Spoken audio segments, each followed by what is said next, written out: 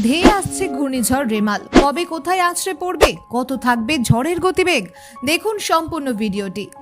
মে মাস এমনিতেই ঘূর্ণিঝড় প্রবণ মাস। অধিকাংশ বছর মে মাসের শেষের দিকে বিভিন্ন সময় বাংলা সহ বঙ্গোপসাগর তীরবর্তী বিভিন্ন এলাকায় ঘূর্ণিঝড় আছড়ে পড়তে দেখা গিয়েছে। অবশ্য বঙ্গোপসাগরের উপর ঘূর্ণিঝড় তৈরি হওয়ার ক্ষেত্রে কেবল মে মাস নয়, অক্টোবর মাসও ঘূর্ণিঝড় প্রবণ মাস হিসেবে পরিগণিত হয়ে থাকে।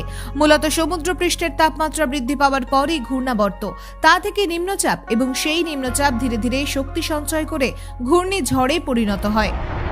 সম্প্রতি বঙ্গোপসাগর ঘেঁষা এলাকা বাংলাদেশ, ওড়িশা, পশ্চিমবঙ্গ সহ বিভিন্ন জায়গায় গত কয়েকদিন ধরে তীব্র তাপপ্রবাহ চলার পর এখন ঘূর্ণিঝড়ের ভ্রুকুটি দেখা দিয়েছে।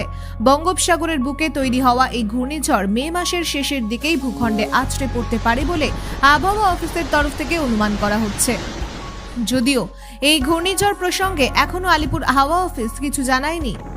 মূলত আমেরিকা এবং ইউরোপিয়ান আবহাওয়া পূর্বাভাস মডেল দক্ষিণ বঙ্গোপসাগরে একটি ঘূর্ণিঝড় তৈরি হওয়ার সম্ভাবনার কথা জানাচ্ছে। বঙ্গোপসাগরে নতুন এই ঘূর্ণিঝড় তৈরি হলে তার নাম হবে রেমাল।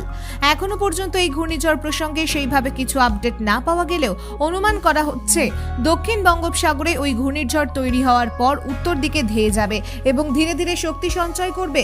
20 মে থেকে 27 মের মধ্যে ওই ঘূর্ণিঝড় বাংলাদেশ এবং পশ্চিমবঙ্গ উপকূলবর্তী এলাকায় আছড়ে পড়তে পারে।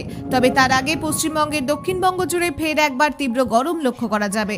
দক্ষিণবঙ্গের বেশ কিছু জেলায় ফের একবার সর্বোচ্চ তাপমাত্রার পারদ 40 ডিগ্রি পার করবে। কিছু কিছু জেলা যেমন পশ্চিম মেদিনীপুর, পুরুলিয়া, বাঁকুড়া, ঝাড়গ্রাম, পশ্চিম বর্ধমান, বীরভূম, মুর্শিদাবাদ জেলার সর্বোচ্চ তাপমাত্রা 41 থেকে 42 ডিগ্রি পার করতে পারে বলেও আশঙ্কা করা হচ্ছে।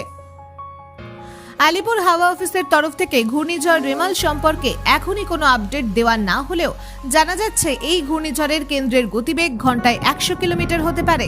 সেক্ষেত্রে এই ঘূর্ণিঝড় যে খুব বেশি ক্ষয়ক্ষতির সম্ভাবনা নাও থাকতে পারে। উপকূলবর্তী জেলাগুলির ক্ষেত্রে সামান্য ক্ষয়ক্ষতির আশঙ্কা থাকতে পারে বলে মনে করা হচ্ছে।